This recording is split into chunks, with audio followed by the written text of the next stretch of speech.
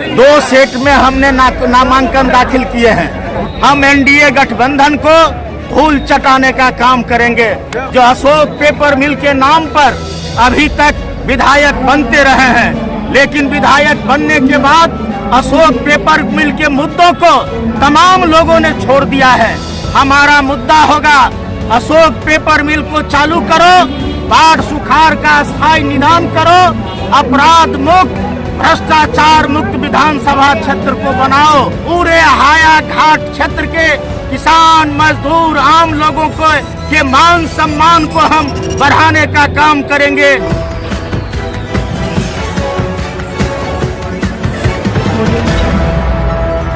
और बता दें कि दरभंगा के हायाघाट विधानसभा भी काफी पेचीदगी भरा है।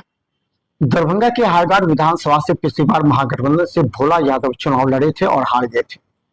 इस बार महागठबंधन में हायाघाट और बहादुरपुर तकरार की वजह से हायाघाट महागठबंधन में सीपीएम को मिला है। श्याम भारती वहां से मजबूत दावेदार के रूप में उभरे। श्याम भारती लगातार बहादुरपुर में काम कर रहे थे, लेकिन श्याम भारती अब हायाघाट क्षेत्र में काम करेंगे। हायाघाट कहा जाता है दुकली में उनका कार्यालय है, वहीं से वह संचालित होगा। आज उन्होंने नॉमिनेशन के बाद बताया कि गरीब गुरबा दलित पिछड़ों के लिए लगातार काम कर रही है। और उन्होंने कहा कि इस बार महागठबंधन को लोग पूरी तरह विश्वास कर रहे हैं और जिताने। हम बता दें कि महागठबंधन में इस बार कई प्रत्याशी थे। कुमार गौरव, जगन्नाथ सिंह, चिंटू सिंह सहित कई ऐसे थे जिन्हें टिकट नहीं मिल पाया। अब वो लोग किस तरह साथ देंगे श्याम भारती का, ये भी एक चुनौती होगा। वहीं दूसरी तरफ बता दें कि एनडीए में भी आर.के. चौधरी का नामांकन नहीं कर पाए, ऊपर से दबाव था। वहीं दूसरी तरफ बता दें कि कफील अहमद कैफी, जिसे पहले सब कुछ बता दिया गया था कि सीट उन्हीं को जाएगा, अब वही चुनाव लड़ेंगे, लेकिन बाद में फिर विरोध की वजह से रामचंद्र शाह को मिल गया। इससे एलजेपी आर के लोगों में, खासकर जो अल्पसंख्यक समाज के लोग हैं, उनमें आक्रोश है। इसका फायदा श्याम भारती को मिल सकता है। तो देखते रहे बिहार मिसाल उसमें नामांकन के बाद क्या कहते हैं हायाघाट से महागठबंधन प्रत्याशी श्याम भारती के उम्मीदवार के बतौर अभी नामांकन दाखिल किए हैं। दो सेट में हमने नामांकन दाखिल किए हैं। हम आपको कहना चाहते हैं जो इंडिया गठबंधन मजबूत और एकताबद्ध है, हम एनडीए गठबंधन को धूल चटाने का काम करेंगे और बड़ी मतों से हम उसको पराजित करेंगे।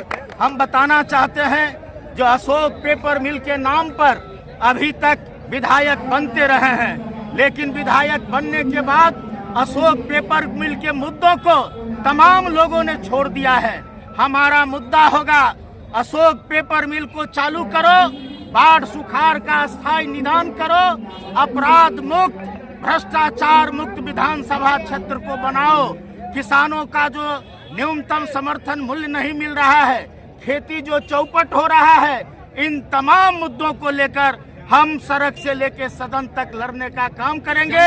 इंडिया गठबंधन ने जो हम पर विश्वास जताया है, उस पर हम खरा उतरेंगे और पूरे क्षेत्र में विकास के काम को हम तेज करेंगे, ये हम वादा करते हैं। और तमाम दोनों ब्लॉक को हम सबसे पहले भ्रष्टाचार मुक्त करेंगे, अपराध मुक्त करेंगे, ये हमारा सबसे पहला काम होगा। हम हायाघाट के तमाम मतदाताओं से, जनता से अपील करना चाहते हैं जो आप हमें एक एक मत दीजिए और हम आपके पूरे हायाघाट क्षेत्र को विकास के ओर ले जाएंगे। पूरे हायाघाट क्षेत्र के किसान मजदूर आम लोगों को के मान सम्मान को हम बढ़ाने का काम करेंगे, ये हमारा वादा है। इसीलिए हमको आप भारी मत दीजिए और हम जीतने के बाद तेजस्वी जी को बिहार के मुख्यमंत्री बनाने का काम करेंगे।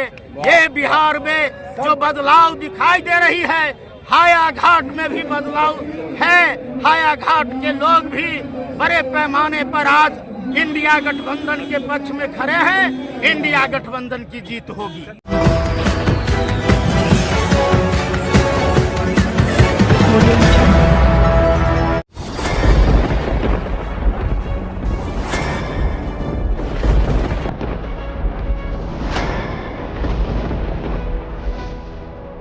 हम जीविका के CRPC 10 साल 12 साल से एको गो पाई ना हमरा के दरमाहा घरे घरे संदेश देता है कि या प्रशासनिक अधिकारी सही तरह से एक्टिव नहीं है या फिर नीतीश सरकार कंट्रोल नहीं कर पा रही है। ये सरकार में कमी है जो सर, सरकार जो कंट्रोल नहीं कर पाती है सर, बाकी जो भी है सब एक ही तरह। मनोज बाबू, आप फटे दूध से छाली निकालने वाले लोग हैं, ब्रेकिंग न्यूज के मास्टर हैं।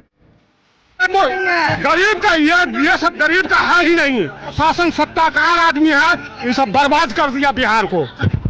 तो निश्चित तौर पर केंद्र में भी हमारी सरकार होती है, बिहार में भी हमारी सरकार होती है, तो पलटू राम है फिर पलट जाते हैं।